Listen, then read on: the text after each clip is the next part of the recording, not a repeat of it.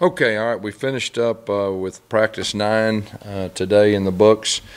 We're really looking at the scrimmage. The number one objective, it usually is true, is just having all of our guys understand the standard. Anytime we scrimmage and put the ball down and play tackle football, just the effort and the urgency and everything that goes with that. So really that was the big message today to try to relay to our players, and I think they responded pretty well. After looking at the scrimmage, our veterans, we have a lot of information on them. There was some really good things on both sides of the football. We're really trying to challenge those younger guys, whether the guys have been here for a year or two or just got here, just trying to put them in situations to develop as much depth and as we can.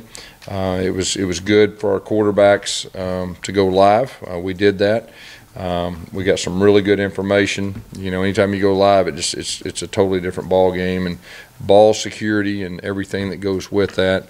How you handle the rush, how you feel the rush, when to take off running, when to throw the ball away. There's a lot of teaching moments, that we were able to show our players as far as that. But overall, like I said, 9 practices down. I think we're getting better. I think we're improving. I just told them just a second ago the key is going to be the last 6. We've got to have the urgency where we're competing with everybody on our schedule these last 6 practices, and we got to finish this thing the right way. But so overall, like I said, it was a good scrimmage. This week we'll have 2 more practices Saturday. We'll have another scrimmage. Probably with the older guys, there'll be some special situations, specifically 2-minute. And then, of course, we'll get in next week and have A-Day. So it's coming to end, but so far so good. Questions? Has going to 4 practices a week? Yeah, I think so.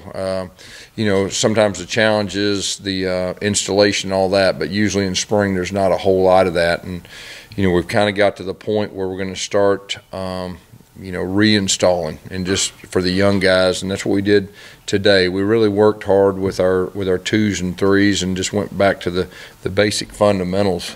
That way we can slow down and give those guys a chance to get going. Our 1s, obviously, we can accelerate the installation. Anything stand out about either quarterback? There wasn't one thing.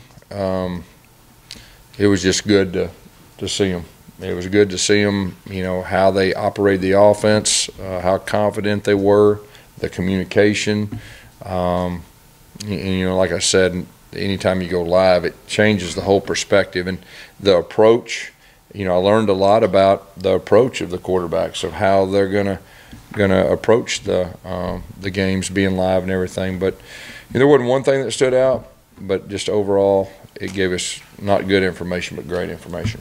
Those Tiger drills early in practice, what do you like to see out of that? Yeah, we're just trying to get our guys to bite. To play good, hard-nosed Auburn football, and so anytime you got a chance to do that in the spring, and especially the young guys. A lot of times the young guys, and some of the guys may be timid. They can't be timid and play this game, and so it's just really a good way to start practice and get everything going.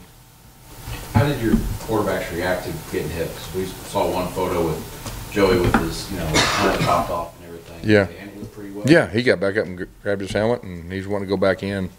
So I think they handled it really well. And you got to compete. You got people fighting for the job, and you got an opportunity to kind of show what you can do. Because a lot of times, your quick whistle and stuff, you got an orange jersey on. If they get within 2 yards, a lot of times they blow the whistle, and so it gives them a chance to show what they can do. And for me, like the decision making. So you drop back, and you get a little pressure. Scram. Are you going to take off running? Get a couple. Are you going to throw it? Just all those things that you don't get a chance to see. In an orange jersey. Did you notice anybody rotate practices that's really improved from last year, a veteran? Marquise McLean, I think he's starting to take that next step and become a guy that we can rely on. he's the guy that really stood out to me, you know, in the scrimmage from a skill position standpoint. You guys, after going back and watching, what you think of the next group of offensive linemen in that scrimmage? Yeah, it was really good work. You know, I can tell they're getting better. Today's focus was specifically on our 2s and 3s to slow down and clean some things up from the scrimmage to see if they can correct those things that need to be corrected. But I will say this, the physicality of the bunch, there is a want to.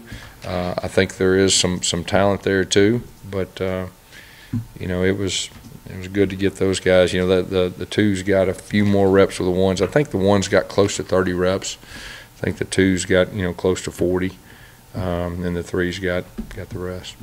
Has T.D. Moultrie improved? Have you seen improvement from him? Yeah, I think so. Just from his approach, his maturity, which is to be expected. But you know, he's I think he's off to a good start in this spring. I think he had a sack in the scrimmage Saturday. What do you think slowed him down last year, guys?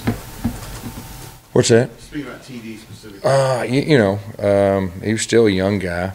You know, that wasn't overly experienced, and you know, sometimes it just takes a little bit, and an off season, and then all of a sudden you look up and you're one of the older guys, you know, and sometimes it does wonders for him.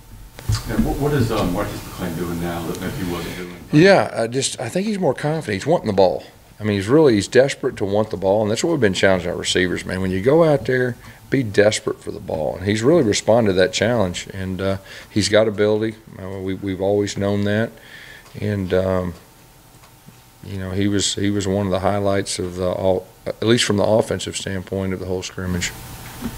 How is Boogie Whitlow different from, say, the end of last season to now? Yeah, he's more mature. He is more natural. You know, in his defense, you know, when he first got here, his freshman year, we had him playing wide receiver. And then we moved him to tailback, and we had a scrimmage, and he had an ankle injury. And so really last year was his first time to really run the football. And we thought he did some good things, but I think it's more of just a confidence, a comfort. You know, he's playing a lot faster than he did last year. You mentioned you got 6 practices left and a couple of scrimmages through Yeah. May Day. But you still expect that at the end of the spring that you'll have a kind of a list of quarterbacks going? You know, our goal was to get some kind of order. I can't tell you right now that we're going to leave spring with a depth chart or anything like that, but I will say this, you know, each day you get more information. You know, some days certain people look better than others, and the next day is different. Saturday was good for us. I doubt we'll go live with our quarterbacks again, but you know, I think we accomplished, you know, what we wanted. Anything else? Just having Noah here, Mhm. he could be Yeah. you know, doing track full time. Having him here, how important is that to build on what he did last year? Well, you know, he's one of the defensive leaders, and he has a presence about him, and he's playing a whole lot more confidence this spring. You know, he's another guy that, you know, he had a really good year last year, but that was really his first rodeo, and he was learning on the run. He's a more confident player. He plays with an edge, and you know, that carries over, you know, to a lot of people. You try to go 100+ plays again this I don't know. We're not ready to get there yet. I do know, like I said, with our older guys, there are going to be some special situations, but I doubt it's going to be that number. Since we're going to go ahead and at A-Day, you know, that usually ends up being a pretty good one. Do you have a private jet you're going to take up to Minneapolis after practice? Yeah, Saturday's going to be hard. Yeah, Saturday's going to be hard, but you know. What did you think about it yesterday? I thought it was unbelievable. Yeah, that was unbelievable. You know, I've been here 9 years and been blessed to be a part of 2 national championship runs, and being there yesterday, it feels the same way. You know, and they're doing something special, and just how fired up they have the whole Auburn family in this school, and you know, this whole school's on cloud 9 with what they're doing and the way they're doing it, and it was really special yesterday. Everybody was there. I think you would agree. You coached basketball when you were younger, didn't you? Yeah, Did you push tempo? I did.